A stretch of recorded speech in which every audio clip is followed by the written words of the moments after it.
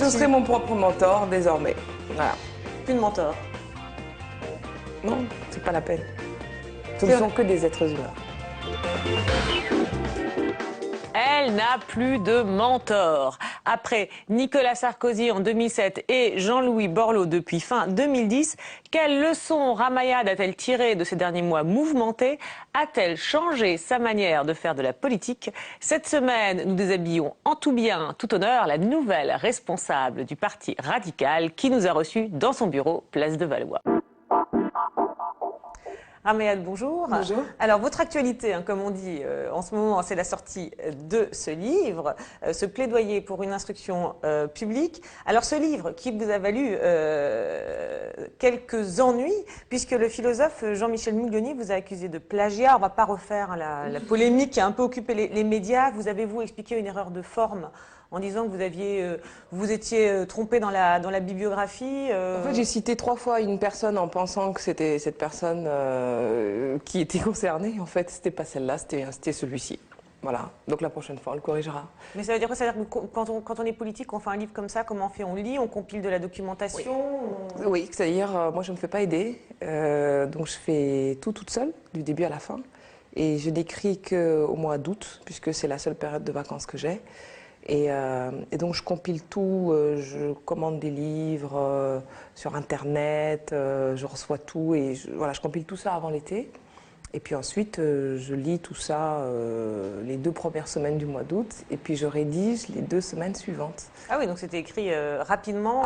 Et rapidement et que par mois, voilà. Et c'est parce que j'adore écrire. C'est mon 4e livre d'ailleurs. C'est-à-dire que depuis 2006, chaque été, j'écris un livre. Et j'aime ça, j'aime poser les idées. C'est aussi une manière pour moi de sortir de l'image un peu réductrice qu'on se fait de moi et de montrer que sur le fond, je développe une réflexion. Alors on va dire que cette fois, ça va peut-être vous nuire, parce que vous avez cité qui à la place de ce philosophe? Vous avez cité un autre nom, en fait, c'est ça? Catherine Kinsler, oui. Ah d'accord, vous avez confondu 3 les fois. livres. Non, en fait, parce que cette personne, reproduit dans son blog les écrits de ce monsieur. D'accord, mais sans les citer, en fait. C'est elle qui doit... Si, elle les cite, mais moi, en faisant ma compilation, je n'ai retenu que le bandeau du blog et pas le nom de l'auteur à la fin. Côté politique, vous sortez d'une période de turbulence. Depuis le retrait de Jean-Louis Borloo, certaines mauvaises langues disent que vous vous êtes un peu grillé en quittant l'UMP pour rejoindre le Parti radical. Alors vous la qualifieriez comment, la période actuelle dans laquelle vous êtes? De profonde liberté. Liberté de ne pas être dans un carcan quelconque et liberté de défendre nos idées comme nous le souhaitons. Depuis que Jean-Louis Borloo n'est plus candidat, moi j'ai repris mon activité professionnelle, j'ai publié un livre et ça fait vous depuis travaillez quand dans un cabinet de formation, voilà. De conseil en ressources humaines, donc grillé. Moi je me suis engagée au Parti radical avant même de savoir, ou même d'imaginer que Jean-Louis Borloo pourrait être candidat à l'élection présidentielle. Il l'est devenu après, c'est-à-dire que j'ai adhéré au Parti radical au mois de décembre. Enfin, c'était dans l'air. Pardon? C'était dans l'air quand même. C'était pas du tout dans l'air. C'était pas du tout dans l'air. C'était pas du tout dans l'air. Absolument pas, absolument pas. Ni que le Parti radical se sépare de l'UMP, ni qu'il soit candidat. Jamais, jamais, jamais. Est-ce que vous n'avez pas l'impression quand même, parce qu'on a fait des comptes, 2 ans aux droits de l'homme, 1 an et demi au sport, 6 mois à l'UNESCO, vous n'avez pas l'impression que ça s'accélère dans votre carrière dangereusement? Pourquoi? Moi, je suis restée 4 ans au gouvernement. Je pense que si vous faites la comptabilité justement, vous trouverez dans la Ve République plus de gens qui ont fait moins de 4 ans au gouvernement que plus. D'accord. Ça c'est certain, quant à l'UNESCO, j'ai décidé par moi-même de quitter l'UNESCO, à contre-cœur d'ailleurs, parce que j'adorais cette organisation, c'était l'éducation, la culture, les droits de l'homme, l'international, enfin tout ce que j'aime, tout ce que je sais faire. Donc j'étais très bien, mais simplement tous les jours je me faisais taper dessus parce que parce que je soutenais la démarche de Jean-Louis Borloo. Et à un moment, c'est devenu insupportable, parce que je ne pouvais plus faire mon travail. Alors, on va revenir justement sur cette période et ces commentaires. Cela dit, il y a quand même quelque chose qui est assez frappant, hein, c'est que même si vous êtes un peu moins visible que quand vous étiez au gouvernement, du moins l'avez été un peu moins, vous êtes toujours en tête des classements de popularité. Pas tant que ça, il y a François Hollande qui caracole, Martine Aubry, machin, donc moi En tout cas, les spécialistes de l'opinion relèvent quand même que, et alors on a posé la question à Gaël Slimane de l'Institut BVA, qui justement explique ça à partir de quelques moments particulièrement marquants de votre parcours. On va commencer, je vais vous montrer quelques images, avec votre réaction à ce qui restera comme une des grosses erreurs de Nicolas Sarkozy, l'annonce de la nomination de son fils Jean à la tête de l'EHPAD. Petit rappel, hein, c'est en 2009. À l'époque, tous les cadres de l'UMP le soutiennent, sauf vous qui prenez vos distances. On regarde l'extrait, le commentaire, et pour les téléspectateurs, il est aussi question dans cet extrait de l'affaire Polanski, soutenue, on s'en souvient, par certains ministres, mais pas par vous. On regarde. Ça va me faire des emmerdes dans le 92. Je voulais qu'ils oublient. Quant à cette affaire Jean Sarkozy, ce n'est pas encore fait. Je rappelle que ce n'est pas encore fait, que l'élection a lieu le 4 décembre et que ce sont les élus des Hauts-de-Seine qui portent la responsabilité de l'élire ou pas. Et qu'ils voteront en leur âme et conscience, et ce sont eux qui devront rendre compte devant leurs électeurs. Donc c'est à eux de prendre la responsabilité devant cette situation. Vous pensez que rendre compte devant les électeurs, ça veut dire que vous pensez qu'il peut y avoir des conséquences défavorables vis-à-vis des électeurs? Alors, on ne peut pas ignorer l'émotion que, au fond, une série de faits d'actualité ou de politique produisent sur l'opinion publique. L'affaire Polanski, puis ensuite la polémique déclenchée sur les écrits de Frédéric Mitterrand, interpelle quelque part dans l'opinion publique. Et moi, je pense qu'il faut que nous soyons attentifs à cette opinion. Après cette interview, on a beaucoup dit que Ramayad était la seule à attaquer, à critiquer, à se démarquer de Nicolas Sarkozy. Quand on revoit cet extrait avec le recul, on se dit que finalement, elle est assez prudente, non? Tout est vrai. Tout est vrai. D'abord, ce qui explique l'exceptionnelle popularité de Ramayad dans tous les baromètres d'opinion, même encore aujourd'hui, alors qu'elle est quand même largement retirée de la vie politique au premier plan, en tout cas, elle n'est plus secrétaire d'État, ministre, c'est que dans les ministères de la parole qu'elle a eue, eh bien la parole, elle l'a prise et elle est seule à avoir su prendre la parole, avoir ce courage-là sur l'affaire de l'EHPAD. Là, on vient de le voir. Mais aussi sur la France n'est pas un paillasson avec Kadhafi, et sur un certain nombre de propos qu'elle a tenus aussi autour de Ben Ali. Et à chaque fois, au moment où elle le disait, les Français percevaient qu'elle avait raison, et puis l'histoire lui a plutôt donné raison. Et à chaque fois, vous avez raison de le dire, les propos qu'elle a tenus ont été des propos extrêmement mesurés.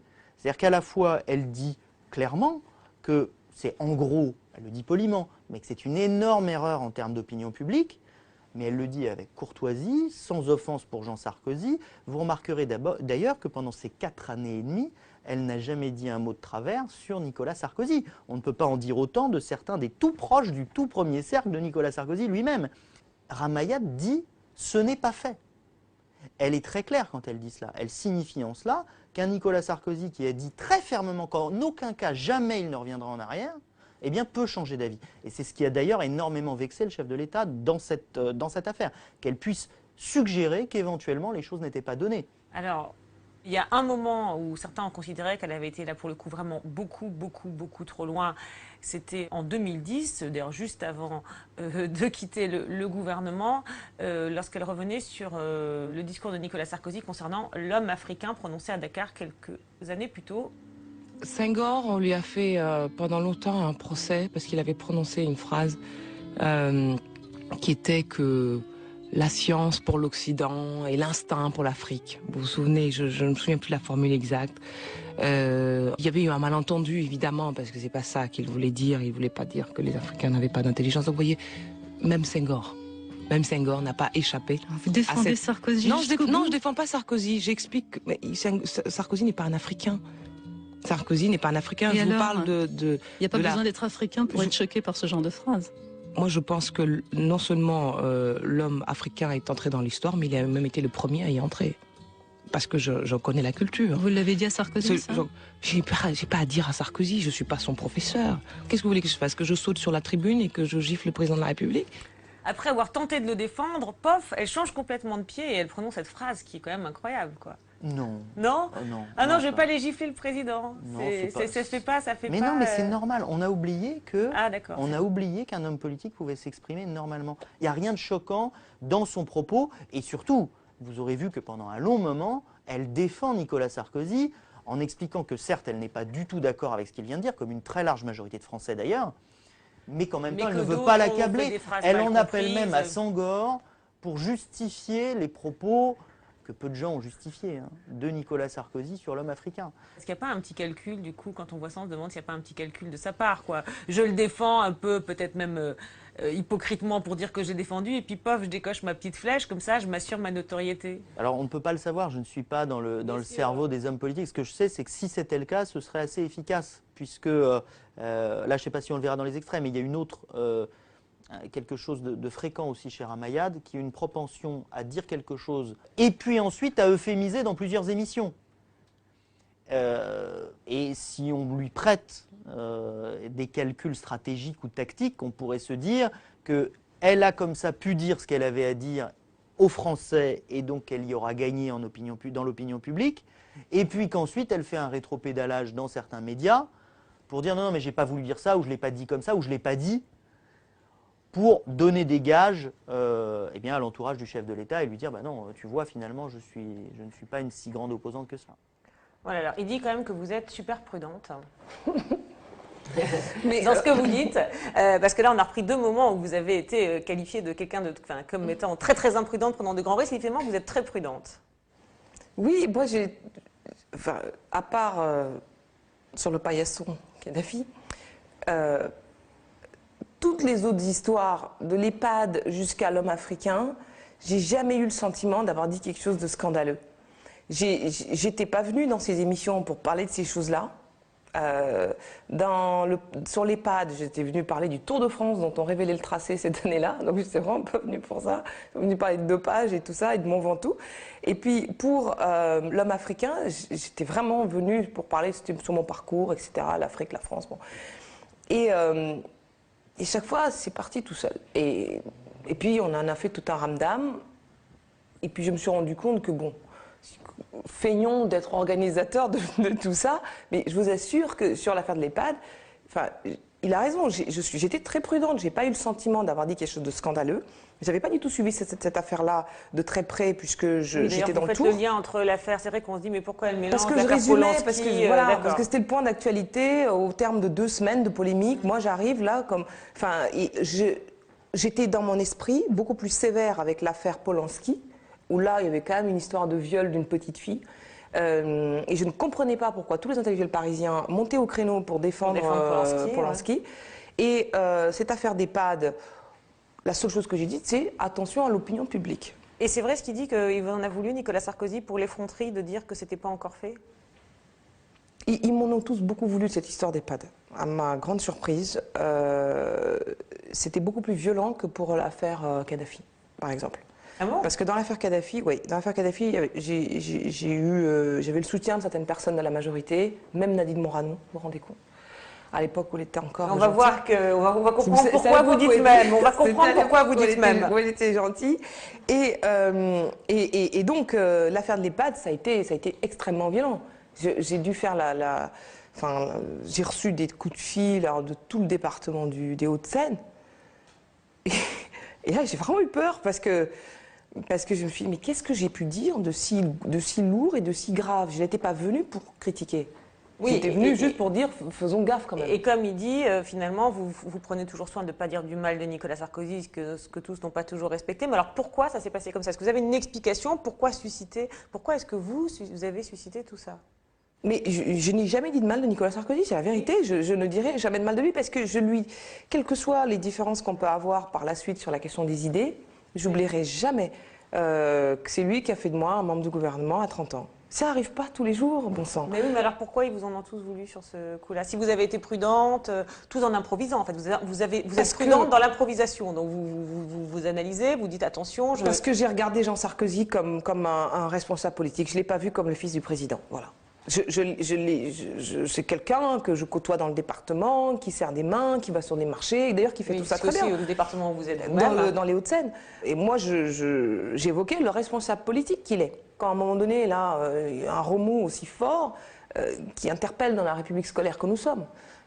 Parce que, sur le coup, je pensais aux familles françaises qui ont des enfants bac+5, qui n'arrivent pas à trouver de stage. Donc là, bon. Et en fait, j'ai pas vu qu'il y avait des éléments de langage. On ne me les a pas donnés. Ah bon? Non, il y avait des éléments de Quand même, langage. tout le monde avait des éléments de langage. Et On a pas vu moi. des extraits pour préparer l'émission, tout l'UMP monte au créneau. Pourquoi vous n'avez pas les Mais je éléments ne de sais langage? pas, je ne sais pas. Je ne dis pas que je les aurais lus. Oui. Parce que quand on les regarde, on se dit, c'est pas très malin de présenter les choses comme ça. Mais j'ai vu Jean Sarkozy comme un responsable politique. Et je m'en suis rendu compte de l'effet de la chose quand le soir même, mon père m'a dit, mais c'est le fils du président, tu te rends compte? D'accord, donc en fait, vous pensez que ce qui a choqué, c'est le côté un peu lèse-majesté, finalement. Voilà. Mais je l'ai compris qu'après. Parce que je le voyais comme un type normal, en fait. Et c'est peut-être... je manque peut-être d'expérience. Je sais pas. Vous dites, vous n'avez jamais dit de mal de Nicolas Sarkozy, vous lui serez reconnaissante pour ce qu'il a fait pour vous, etc. Bon, cela dit, on a quand même l'impression que vous l'avez déçu. Je sais pas pourquoi j'ai déçu. J'ai fait de mon mieux. Il m'a mis dans des situations impossibles. Aux droits de l'homme, il le savait d'ailleurs lui-même, puisqu'il m'a dit, après ça, tu sauras tout faire. Les situations étaient difficiles.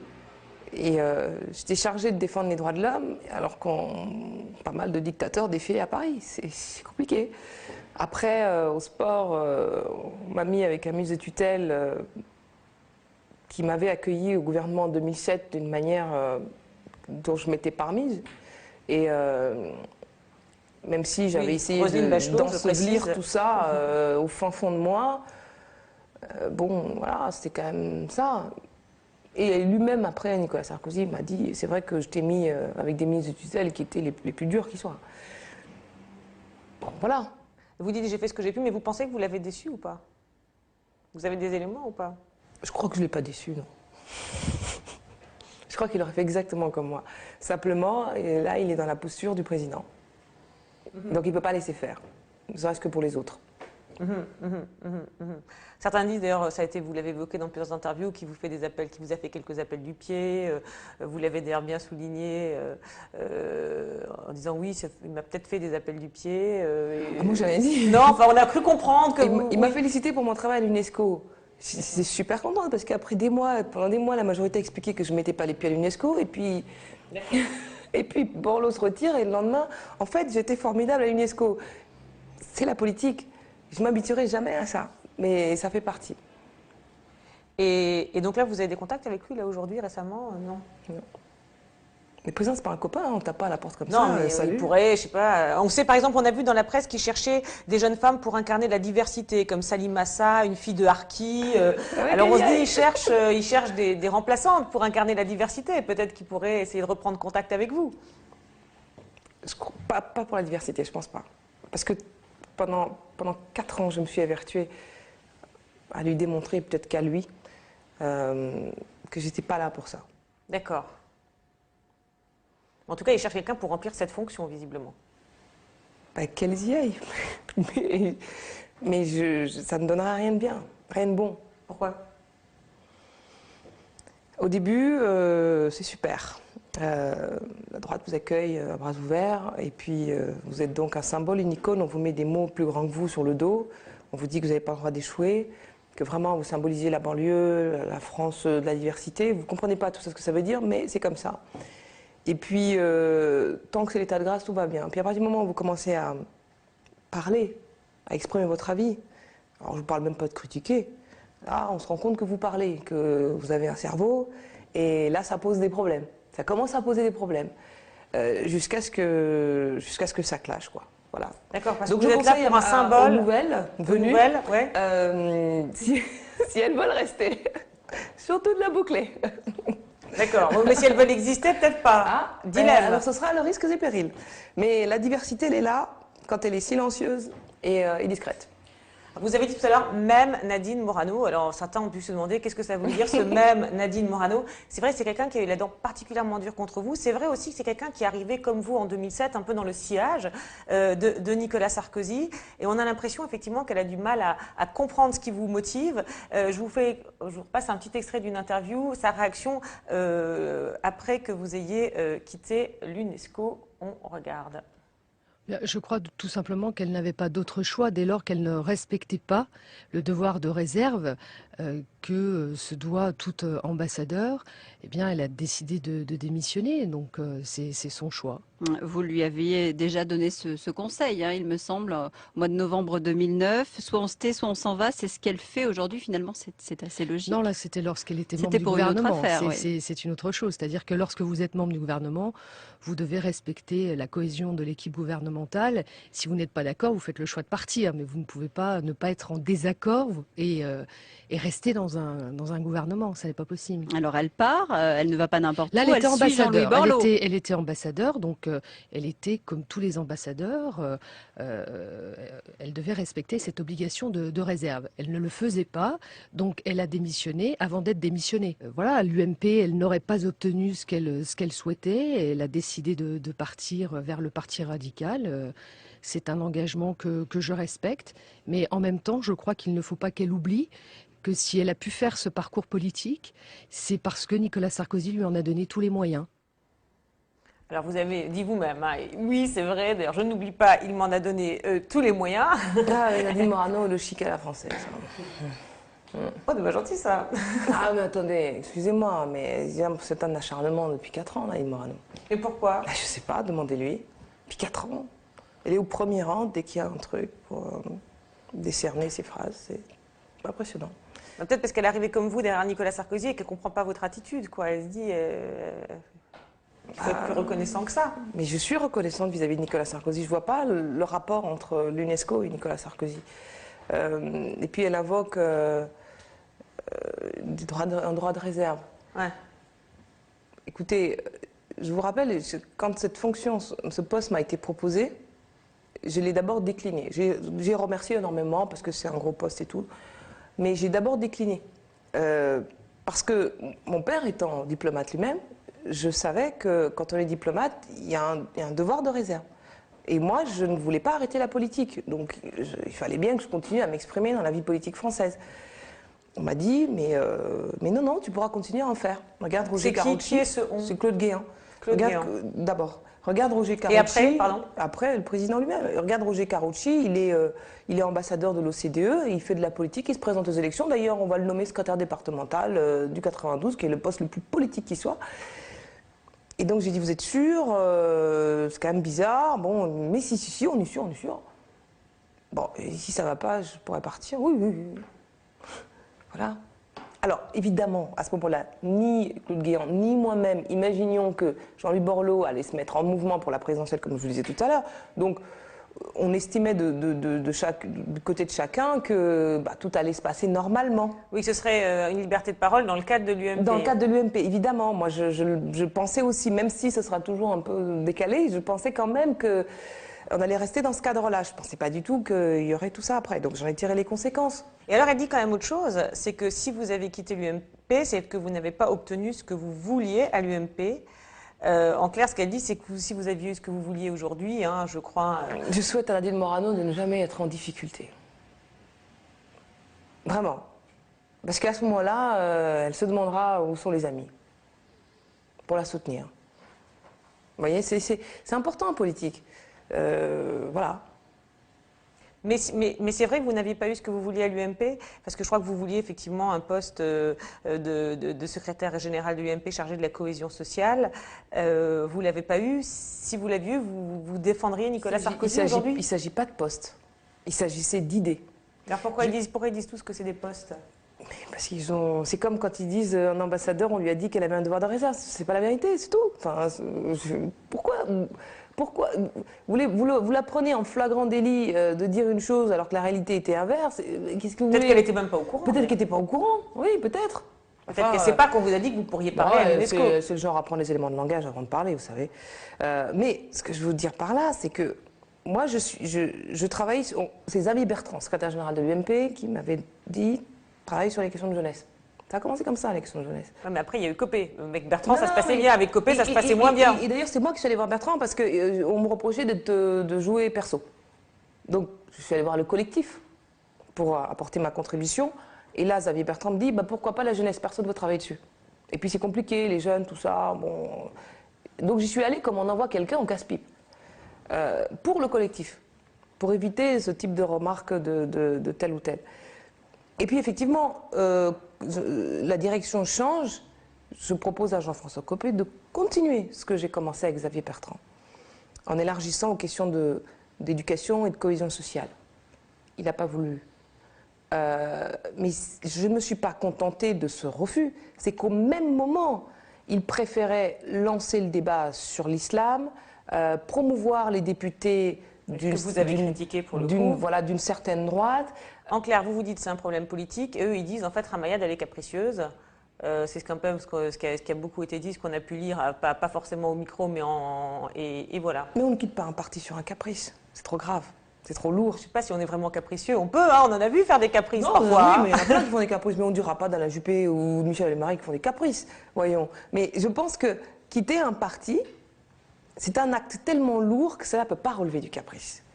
C'est une différence sur les valeurs. C'est pas un simple désaccord, Copé, machin. Non, ça ne justifie pas de quitter un parti.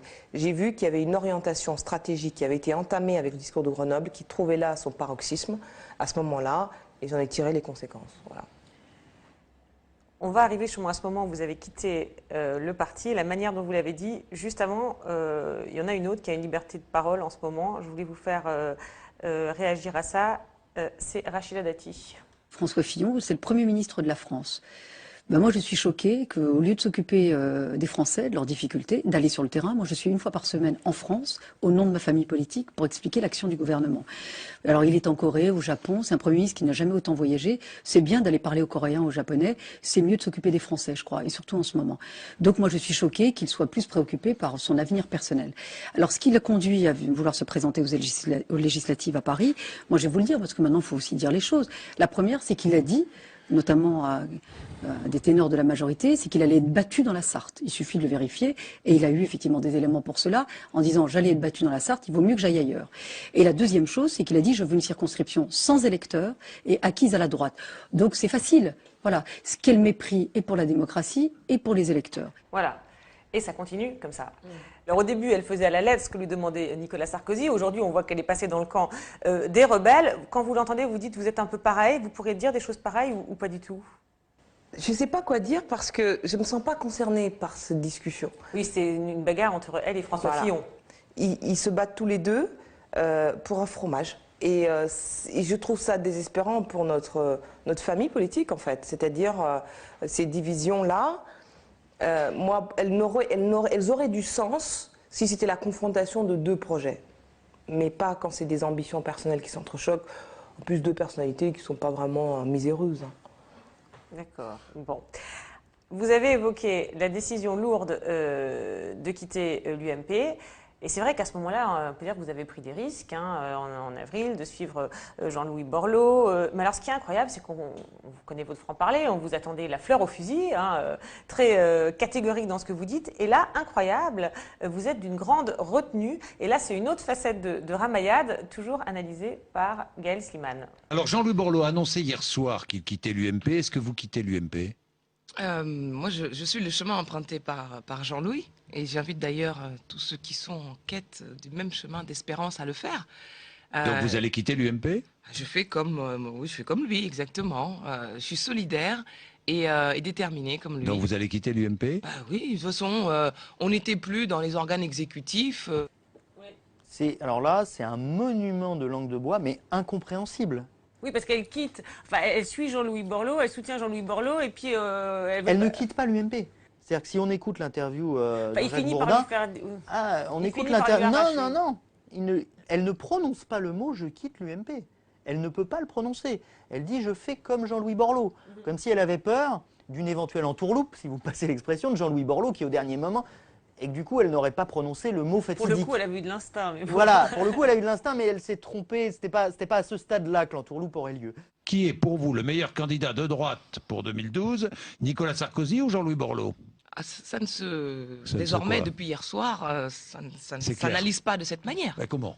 Ah non. mais attendez, Non, attendez. il va bien falloir un jour que vous allez voter. À vous, en partir du 2012, moment où Ramayad. Jean-Louis Borloo- Vous allez déposer un bulletin dans l'urne. S'il est candidat Borloo, vous allez choisir le meilleur candidat de droite. À partir du moment où Jean-Louis Borloo a quitté l'UMP, il n'est pas candidat de l'UMP. Non, d'accord. Bon, Je alors, dis le donc, meilleur il y a- candidat de droite. le meilleur hein. candidat de Ramayad, l'UMP, puisque vous êtes c'est le placé à candidat droite. naturel de l'UMP, Non, non, mais je vous parle des c'est candidats de le droite. président sortant. Je vous parle, Ramayad, du candidat de droite. Quel est le meilleur candidat de droite pour 2012? C'est Jean-Louis Borloo ou Nicolas Sarkozy? Non, mais je ne comprends pas votre question. Parce que... Sur la seconde séquence, le meilleur candidat de droite, la réponse doit claquer immédiatement. Il n'y a aucun doute. Elle suit Jean-Louis Borloo, le meilleur candidat de droite, c'est Jean-Louis Borloo. On ne comprend même pas, Oui, on ne pourquoi peut même pas comprendre pourquoi tant de circonvolutions. Et il y a un troisième paramètre qu'on va retrouver parfois dans certaines de ces interventions, c'est face à un journaliste qui eh bien, insiste un petit peu, on n'est pas loin d'un mensonge. Puisque dans les réponses de Ramayad, puisqu'elle dit, elle a très bien compris que Jean-Jacques Bourdin lui parle du meilleur candidat de droite, et elle répond sur l'UMP. Elle fait du Georges Marchais. Vous avez vos questions, j'ai vos réponses. J'ai mes réponses. Mais c'est incroyable parce qu'elle a quand même pris des positions très fermes sur plein de sujets. Et là, finalement, on dirait que c'est anodin. Ça Totalement. semble anodin. Et, Ouais. enfin, Non, mais c'est tout à fait anodin. Non, mais ça peut s'expliquer de deux manières. D'une part, de manière assez durable, parce que elle a pris des positions fortes au début du quinquennat de Nicolas Sarkozy qui lui ont valu plusieurs rappels à l'ordre. Et donc, elle se méfie d'elle-même, dans l'absolu, dans ses interventions médiatiques. Et puis, elle ne veut pas faire injure à l'avenir. Finalement, là encore, elle a un vrai flair, tout de même, puisque depuis, Jean-Louis Borloo a abandonné les siens au milieu du gué, a jeté l'éponge, et maintenant, le jeu est effectivement ouvert pour Ramayad. alors, il dit quelque chose, enfin, vous allez me dire ce que vous avez relevé, mais que nous avons trouvé très intéressant. Il dit, on dirait que non, vous vous méfiez de vous-même. Oui, parce que, à ce moment-là, c'est vrai que je dis pas je quitte l'UMP. Oui, d'ailleurs là, vous le dites, ça y est, vous y arrivez. Là, Oui, maintenant. parce que c'est difficile à dire sur le coup. C'est pour ça que je vous disais que c'est un acte lourd et c'était pas facile. Et ben ouais, c'était pas si évident à dire. Donc j'arrivais pas au début à le dire, c'est vrai. Et le meilleur candidat de droite, qui est le meilleur candidat de droite, vous y arriviez pas non plus. Parce que je savais pas s'il allait y aller. Ah, c'était pour ça. Oui. C'était pas parce que vous aviez un doute. Il n'avait pas dit les mots. Mais alors, ce qui est incroyable, d'ailleurs en préparant l'émission, on en parlait avec un communicant qui dit, mais enfin normalement, quand vous allez faire une interview comme ça, vous savez que c'est les premières questions qu'on va vous poser. Donc normalement, vous préparez une réponse. Ça veut dire que vous ne les prépariez pas, ces questions? Vous n'avez pas préparé l'interview ou comment vous... J'étais rentrée très tard. J'avais un conseil municipal la veille et que j'ai fini à 4h du matin. Et d'ailleurs, je n'étais pas à l'émission où Jean-Louis Borloo dit « je vais quitter l'UMP, je vais me présenter, machin ». Et pour cause, j'étais à mon conseil municipal et donc j'ai appris pendant ce conseil municipal qu'il quittait l'UMP, qu'il se mettait en mouvement. Il faisait la fameuse émission où il annonçait qu'il quittait l'UMP. Exactement. Donc, mais je ne le savais pas avant, donc je l'apprends là, dans des termes aussi clairs. Et je termine mon conseil municipal à 4h du matin. Et je me réveille 2 heures plus tard pour aller devant Bourdin. J'ai pas encore tiré, je l'avoue, toutes les conséquences de ce qu'il a dit. Donc je suis dans un entre-deux. Je lui ai pas parlé, j'ai parlé à personne, je suis dans un entre-deux. Ce que je sais, la seule chose dont je suis sûre, c'est que la voie que j'ai choisie du Parti radical avec les valeurs que ce parti représente, c'est la voie dans laquelle il faut que je m'engage.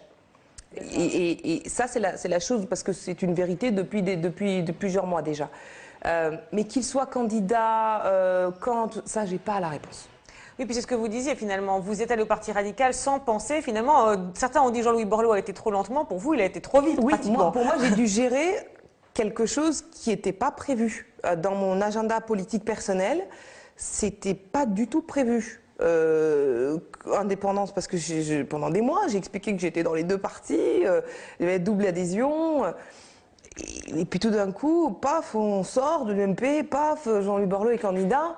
Pour moi, c'était beaucoup en très peu de temps et sans préparation. Cela dit, à ce moment-là, vous dites Jean-Louis Borloo va plus vite que vous, mais il y a un moment, vous êtes allé beaucoup plus vite que Jean-Louis Borloo.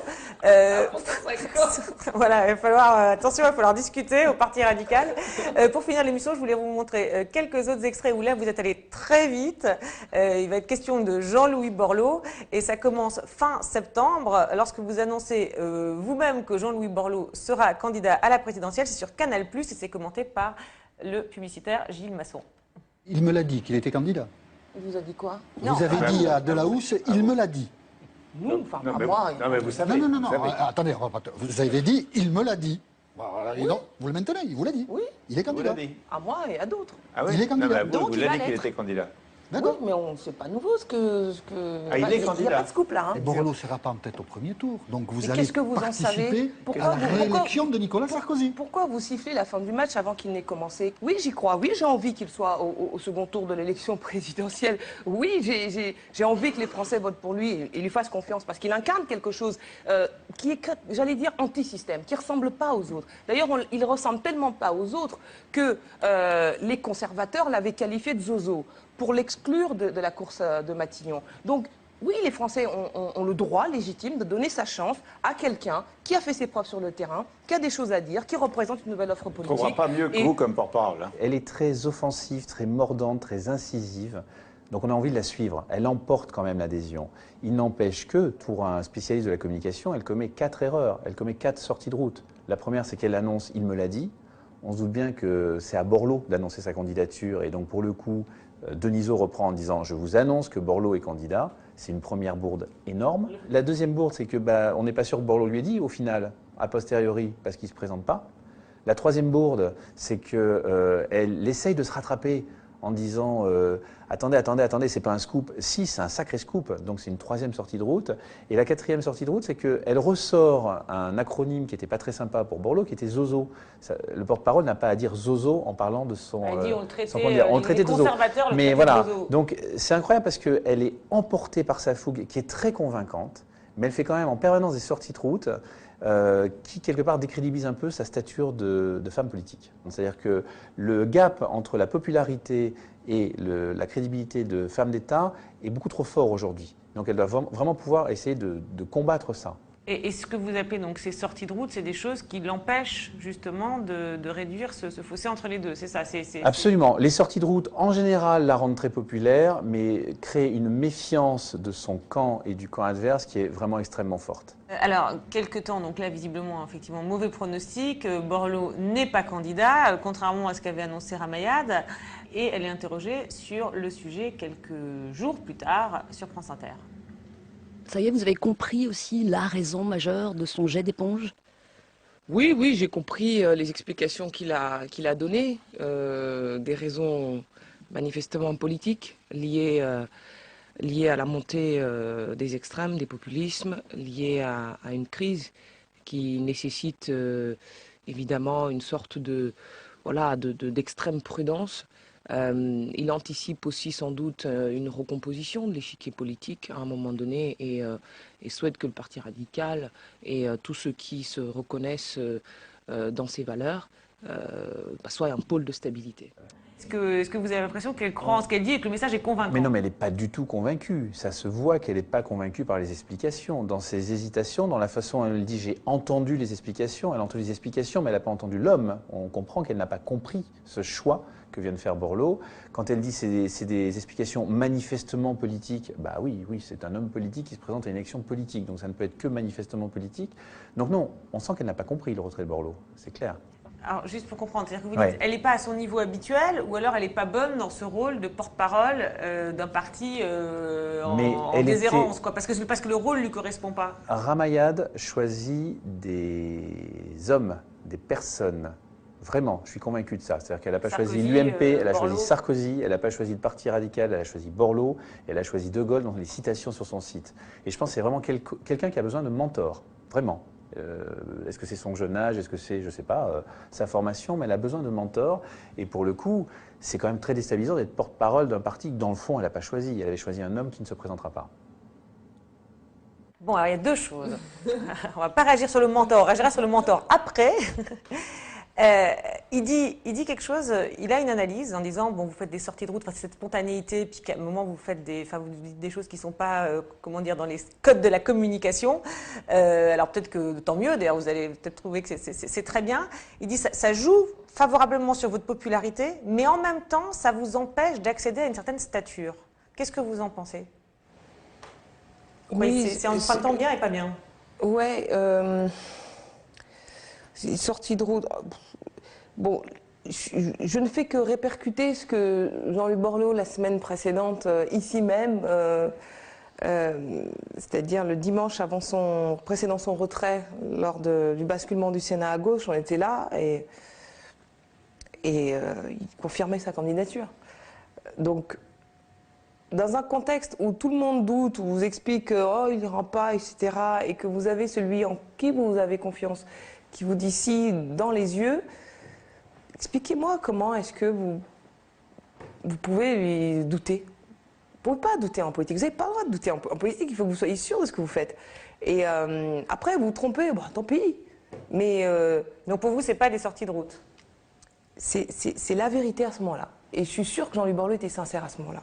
Et que cette affaire-là s'est jouée à la fin de la semaine, en 48 heures. Ah ouais? Et vous avez compris sur quoi ça s'est joué? Parce qu'il dit, là, une semaine après, vous n'avez pas l'air convaincu par ses explications, vous êtes toujours... C'est vrai. C'est vrai que quand j'entends ce qu'il dit à la télévision, la montée du Front National, ça fait quand même 8 mois qu'on nous explique que Borloo ne doit pas être candidat à cause de la montée du Front National, et nous, on contre-argumentait. La crise, bon, ça fait des mois qu'il y a la crise. C'est pas nouveau, quoi. Au contraire, enfin, voilà. Donc je ne peux pas dire autre chose que ce qu'il a dit. Parce que je ne suis pas dans la vérité, dans son fort intérieur. Mais je pense que la raison est à rechercher dans son fort intérieur. Ah, d'accord. Et c'est pour ça que... Après, maintenant que vous avez du recul, vous avez dû, j'imagine, enquêter, entre guillemets, sur le sujet, vous pensez que c'est quelque chose d'extrêmement intime et personnel? Oui, je ne crois même pas que ce soit des pressions. Ou que parce qu'on a beaucoup dit, peut-être que l'Élysée l'a menacé. Non, j'ai pensé à un moment, un truc particulièrement grave, ou qui ne viendrait même pas de l'Élysée, forcément d'ailleurs. Hein, c'est pas la question. La peur qu'on découvre des choses sur lui. Ben non, c'est pas ça. C'est pas les raisons politiques. Donc moi, j'en ai conclu que... Mais au bout de longtemps, enfin au bout de 2 semaines à peu près, que c'était psychologique, c'était personnel. C'est-à-dire il ne voulait pas y aller dans les conditions présentes. C'est quelqu'un qui a un esprit très Grenelle. Il faut qu'il rassemble autour de lui avant de s'engager. Ah ouais, bah peut-être qu'il n'avait pas assez rassemblé, on va vous dire. Et ben c'était ça. C'est-à-dire que je crois que la raison psychologique et même politique profonde, c'est celle-là. C'est-à-dire qu'il ne se sentait pas dans un contexte suffisamment de confiance, malgré la bonne volonté de ses amis. Je parle des appareils. Pour se dire je peux y aller en étant confortable. D'accord, donc c'est psychologique dans ce sens-là, quoi. Il ne sentait pas assez... C'est ça la raison. Et alors pour finir l'émission, on va terminer juste quand même sur vous, parce qu'on a donc Jean-Louis Borloo et vous, et il y a ce qu'il dit, en fait, il y a votre popularité, enfin ce que dit le communicant, il y a votre popularité, et puis il y a accéder à un certain statut. Et on a l'impression qu'il y a un petit peu, enfin d'après ce qu'il décrit, les deux qui peuvent être un peu antagonistes. Pour vous, la priorité c'est quoi? C'est cette popularité, cette liberté de ton, ou c'est un moment d'accéder, bon quand même, vous êtes en politique depuis quelques années, maintenant, vous ne pouvez pas être éternellement la jeune rebelle, c'est d'accéder à ce statut. Je ne suis pas fausse. Enfin, je ne peux pas jouer le personnage statutaire qu'on me demande de jouer. Mais ça viendra, je pense. C'est pour ça que j'écris, j'en suis à mon 4e livre. Vous en connaissez, vous, de ma génération, j'ai écrit 4 livres. C'est pour ça que j'ai un club de réflexion qui s'appelle Allons enfants. D'accord, c'est un autre moyen d'acquérir cette, entre guillemets, maturité. Si je m'échine dans mon territoire à me battre en devenant conseillère municipale puis conseillère régionale dans des territoires qui sont pas acquis à la droite et au centre, et que je sois comme ça dans la bataille au quotidien pour reconquérir, ça participe aussi. En vous présentant d'ailleurs sans doute aux législatives contre un candidat UMP sortant dans les Hauts-de-Seine, donc en prenant... Ouais. On verra, c'est juste ma circonscription.